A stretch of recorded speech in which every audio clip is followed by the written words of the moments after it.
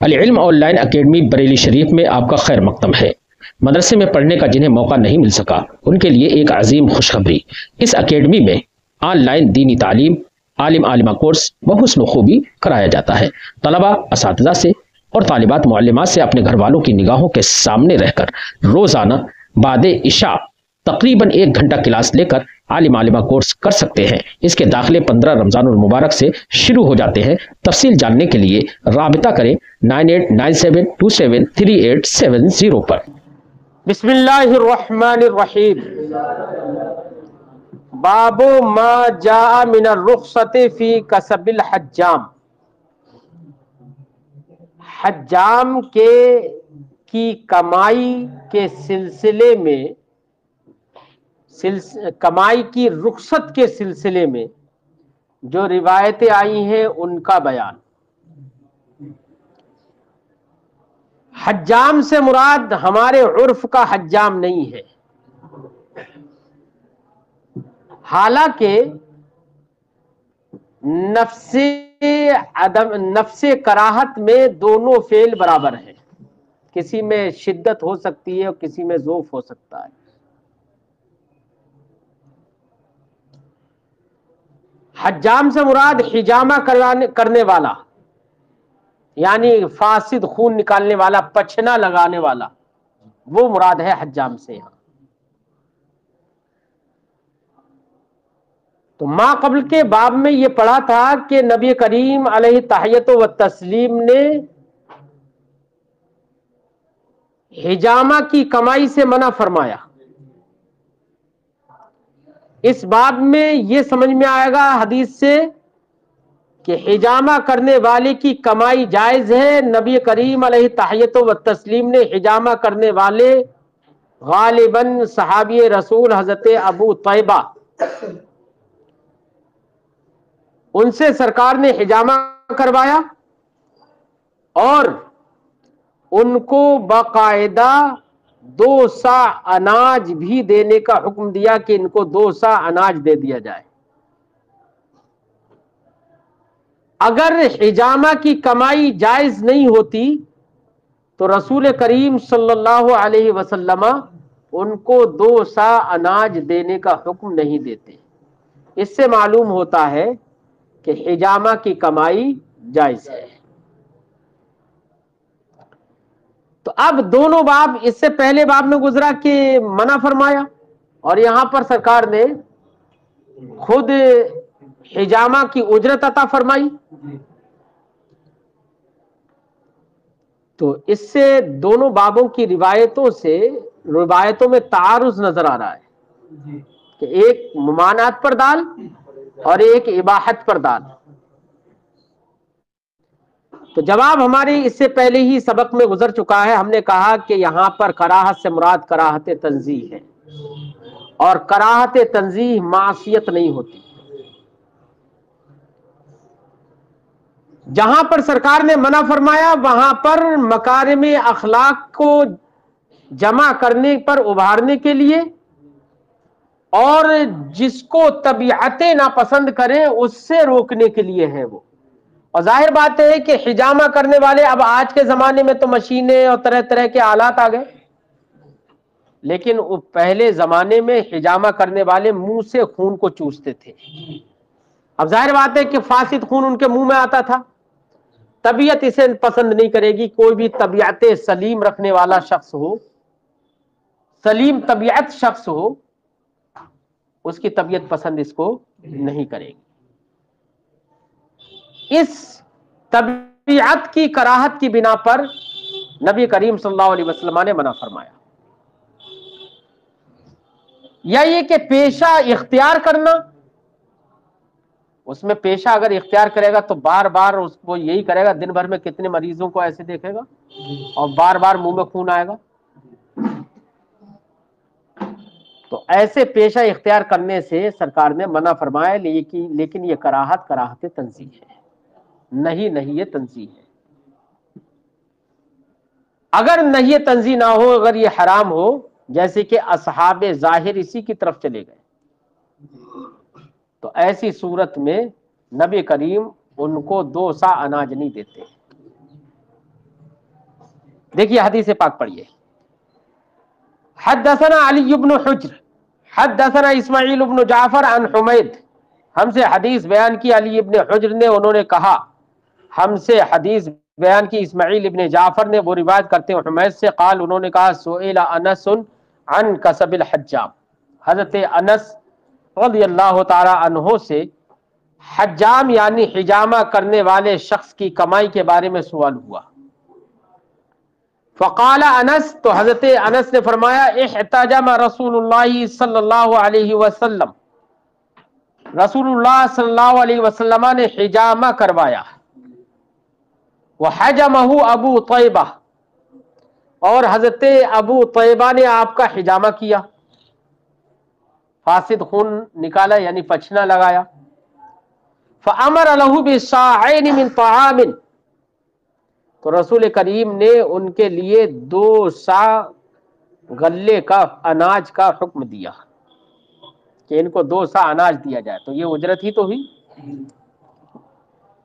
وکلم اہلہ، اور یہ کام ان کا پسند آیا سرکار کو، تو ان کے سادات سے، ان کے آقاؤں سے بھی بات کی سرکار نے، اور ان کے حق میں تخفیف ہو گئی. وہ کیسے؟ سرکار نے ان کے اہل یعنی سادات سے، آقاؤں سے بات کی. فوضعوا عنہ من خراجی، تو ان لوگوں نے حضرت ابو طیبہ سے جو خراج لیتے تھے، جو کچھ رکھا ہوگا، متعین کیا ہوگا کہ تمہیں اتنا دینا ہوگا، اس سے کچھ حصہ ان لوگوں نے پھر وضع کر دیا. اگر یہ امر بالکلیہ غلط ہوتا تو نہ سرکار کرواتے، اور اس پر اجرت حرام ہوتی تو سرکار اجرت میں گیہوں وہ 2 صاع اناج بھی نہیں دیتے، نہیں دلواتے. اور پھر اگر یہ کام بالکلیہ غلط ہوتا تو سرکار ان کے آقاؤں سے بات بھی نہیں کرتے ہے، اور غلط کرنے پر کون انعام دیتا ہے؟ اور ان کے خراج سے کچھ جو بھی مقرر رقم ہوگی اس سے کچھ کم کر دیا. تو یہ تو ایک انعام ہوا نا، اور غلط کام پہ انعام نہیں ملتا ہے. فرماتے ہیں وکلم اہلہ، اور سرکار نے ان کے آقاؤں سے بات کی. فوضعوا عنہ من خراجی، تو ان کے خراج کو، ان سے کچھ خراج کو وضع فرما دیا، ان لوگوں نے وضع کر دیا، کم کر دیا. وقال ان افضل ما تداویتم به الحجامہ، اور سرکار نے ارشاد فرمایا بے شک سب سے بہتر علاج ما تداوا، یہ تداوا کا معنی ہوتا ہے دوا کرنا، علاج کرنا. ان افضل ما تداویتم، سب سے بہتر وہ دوا جس سے تم دوا اور علاج کرو، الحجامہ، وہ کیا ہے؟ حجامہ ہے. وَإِنَّ، او یا سرکار نے یہ فرمایا ان من امثل دوائکم الحجامہ، تمہاری دواؤں میں سب سے بہتر دوا حجامہ ہے. تو حجامہ کی اہمیت تو سمجھ میں آ گئی. ویسے کچھ لوگ میں نے دیکھا حجامہ کرائے ہوئے تھے کچھ دن پہلے ہے. ہاں چلیے، تو حجامہ ایک اچھی چیز ہے. وفی الباب، اب دیکھیے میں نے آپ کو وجہ بتائی کہ حجامہ کو جو منع فرمایا گیا اس کی وجہ کیا ہے؟ منہ میں خون وغیرہ آتا ہے. آج کے دور میں تو یہ سب ختم ہو گیا، اب منہ کے ذریعے سے آدمی کھینچتا بھی نہیں ہے گندا خون، اب تو آلات کے ذریعے سے. تو اب تو ایسی ممانعت بھی نہیں رہے گی. بات سمجھ آئی؟ ہاں. وفی الباب، اس باب میں حضرت علی، حضرت عبداللہ ابن عباس، حضرت عبداللہ ابن عمر سے روایت ہے. حدیث انس حدیث حسن صحیح، اور حضرت انس کی حدیث جو ہم نے یہاں پر ذکر کی ہے وہ حدیث حسن صحیح ہے. وقد رخص بعض اہل العلم من اصحاب النبی صلی اللہ علیہ وسلم وغیرہم فی کسب الحجام، اور نبی کریم صلی اللہ علیہ وسلم کے اصحاب اور ان کے علاوہ سے کچھ لوگوں نے کسب حجام میں رخصت دی ہے، اور یہی رخصت وہ قول الشافعی، یہی قول ہے کیا؟ امام شافعی علیہ رحمہ، امام اعظم کا بھی یہی قول ہے۔ باب ما جاء فی کراہیت ثمن الکلب والسنور، السنور کا معنی ہوتا ہے بلی ہے۔ اذا یئس الانسان طال لسانہ، کس میں پڑھا ہوگا؟ گلستہ میں یہ شعر پڑھا ہے، علامہ شیخ سعدی علیہ رحمۃ و رضوان فرماتے ہیں اذا یئس الانسان طال لسانہ کسنور مغلوب یصول علی الکلب، کہ جب انسان عاجز ہو جاتا ہے تو اس کی زبان دراز ہو جاتی ہے، جیسے کہ بلی، مغلوب بلی جو کتے پر حملہ کر دیتی ہے۔ اس سے سمجھ میں آتا ہے کسی کو اتنا مجبور مت کرو کہ اس کی زبان سے اب تمہارے لیے غلط سلط نکلنے لگے، اتنا مجبور کسی کو مت کرو، اتنا ظلم کسی پر مت کرو کہ تمہارا ظلم اس کی نظر میں پھر ظلم ہی نہ رہے، سمجھے نہیں؟ ہاں، اتنا ظلم مت کرو کسی پر۔ چل سنور کا لفظ آ گیا تھا تو میں نے شعر ذہن میں آ گیا تو میں نے سنا دیا، چل خیر۔ باب ما جاء فی کراہیت ثمن الکلب والسنور، یہ باب ہے ان روایتوں کے بیان میں جو کتے کے سمن اور بلی کے سمن کے کراہیت کے سلسلے میں آئے کہ ان کا سمن مکروہ ہے۔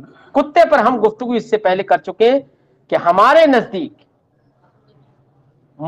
کلب معلم یعنی سکھایا ہوا، پڑھایا ہوا، سمجھایا ہوا کتا، یا جس کو کلب صید کہہ لو، کلب زرع کہہ لو، کلب محافظت کہہ لو، ایسے کتا کا پالنا جائز، خرید و فروخت جائز، اور جب خرید و فروخت جائز ہے تو سمن بھی جائز ہے، ٹھیک ہے۔ امام شافعی علیہ رحمۃ و رضوان کے نزدیک چونکہ کتا نجس العین ہے، اور جو نجس العین ہے وہ اس کی بیع و فروخت جائز نہیں ہے، ان کے نزدیک تو کتا ویسا ہی ہے جیسے کہ خنزیر۔ رہی بلی، تو بلی کے سلسلے میں جو کراہتیں آئی ہیں وہ کراہت تنزیہ، یا یہ کہ عام بلی، آوارہ بلی مراد ہو اس سے، ورنہ تو بلی جو پالنے والی ہوتی ہے، بہت ساری قسموں کی اب تو بلیاں پیدا ہو گئی ہیں، ارے بہت چل رہی ہیں، سمجھے نہیں؟ تو اب بلیوں کی بیع و شراء میں، کیونکہ بلیوں کا جسم بھی بالاتفاق ناپاک نہیں ہے، اس کا جھوٹا بھی علت طواف کی بنا پر حرمت سے کراہت کی طرف آ گیا۔ اب بلی کے خرید و فروخت میں بالاجماع تمام ائمہ کا کہنا ہے بلی کی خرید و فروخت میں کوئی کراہت نہیں ہے۔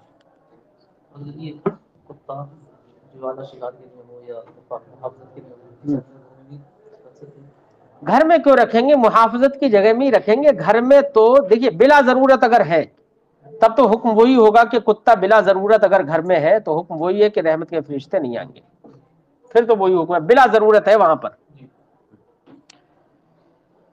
باب ما جاء فی کراہیت ثمن الکلب والسنور، حدثنا علی بن حجر وعلی بن خشرم، ہم سے حدیث بیان کی علی بن حجر نے اور علی بن خشرم نے، دونوں نے کہا، دونوں نے کہا حدثنا عیسی بن یونس، ہم سے حدیث بیان کی عیسی ابن یونس نے، وہ روایت کرتے ہیں عامش سے، وہ روایت کرتے ہیں ابو سفیان سے، وہ روایت کرتے ہیں حضرت جابر سے، قال انہوں نے کہا نہا رسول اللہ صلی اللہ علیہ وسلم عن ثمن الکلب والسنور، رسول اللہ صلی اللہ علیہ وسلم نے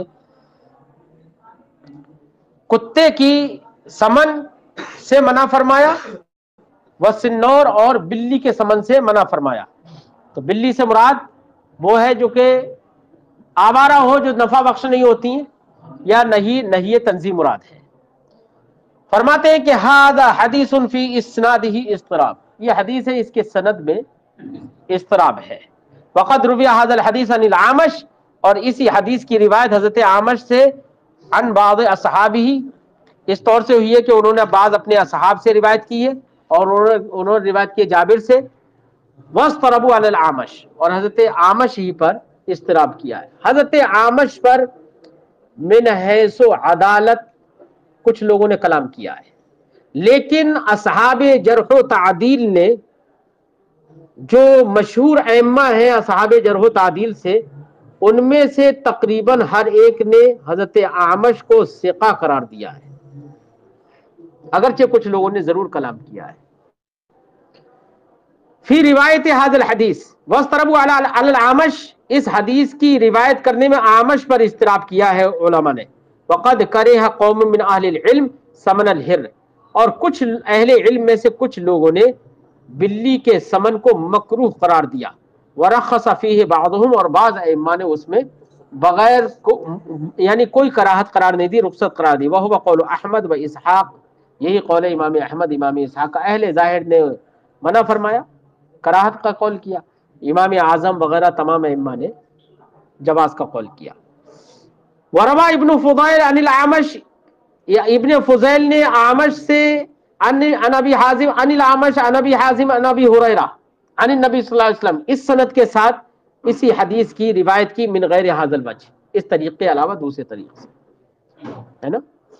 حدثنا یحیی بن موسیٰ، ہم سے حدیث بیان کی یحیی ابن موسیٰ نے۔ حدثنا عبد الرزاق، وہ کہتے ہیں ہم سے حدیث بیان کی عبد الرزاق نے، وہ کہتے ہیں حدثنا عمر بن زید الصنعانی، ہم سے حدیث بیان کی عمر ابن زید الصنعانی نے، وہ روایت کرتے ہیں ابو زبیر سے، عن جابرین، وہ روایت کرتے ہیں حضرت جابر سے، قال، انہوں نے کہا، نا رسول اللہ صلی اللہ علیہ وسلم عن اکل الحر، رسول اللہ صلی اللہ علیہ وسلم نے بلی کے کھانے سے منع فرمایا، والسمنی، اور اس کے سمن سے بھی منع فرمایا۔ تو بیٹا بلی کا کھانا سب کے نزدیک حرام ہے، کیونکہ بلی کا گوشت حرام ہے۔ تو حرمت، گوشت کی حرمت کا تقاضا تو یہی تھا کہ اس کا جھوٹا بھی حرام ہو، لیکن علت طواف کی بنا پر اس میں تخفیف ہے۔ ھذا حدیث غریب، یہ حدیث غریب ہے۔ وعمر بن زید لا نعرف کبیر احد، اور عمر ابن زید کو ہم نہیں جانتے کہ کسی بڑے نے روا عنہ، ان سے حدیث روایت کی ہو، غیر عبد الرزاق کے سوا کسی بڑے نے ان سے حدیث روایت کی ہو، یہ ہم نہیں جانتے۔ باب، اسی سے متعلق ہے۔ حدثنا ابو قریب، ہم سے حدیث بیان کی ابو قریب نے، وہ کہتے ہیں ہم سے حدیث بیان کی وکی نے، وہ روایت کرتے ہیں حماد ابن سلمہ سے، وہ روایت کرتے ہیں ابو المحزم سے، وہ روایت کرتے ہیں ابو ہریرہ سے۔ قال، انہوں نے کہا، نہا عن ثمن الکلب، رسول کریم صلی اللہ علیہ وسلم نے ثمن کلب سے منع فرمایا، الا کلب الصید، احناف کے لیے سری دلیل آگئی، مگر کلب صید۔ ھذا حدیث لا یصح من ھذا الوجہ، لیکن امام ترمذی فرماتے، چونکہ امام ترمذی کا مذہب وہی ہے امام شافعی، تو فرماتے ہیں کہ یہ حدیث لا یصح من ھذا الوجہ، اس طریق سے صحیح نہیں ہے۔ وابو المحزم اسمہ یزید بن سفیان، ابو المحزم کا نام یزید ابن سفیان ہے۔ وتکلم فیہ شعبہ، اور ان میں، ان کے سلسلے میں شعبہ بن حجاج نے کلام کیا ہے۔ وروا عن جابر عن النبی صلی اللہ علیہ وسلم عن ھذا نحو ھذا، بلکہ رویہ پڑھیے، رویہ عن جابر، حضرت جابر سے، عن جابر عن نبی صلی اللہ علیہ وسلم، اس طریق سے اسی حدیث کی روایت کی گئی ہے۔ ولا یصح اسنادہ ایذا، اس کی اسناد بھی صحیح نہیں ہے۔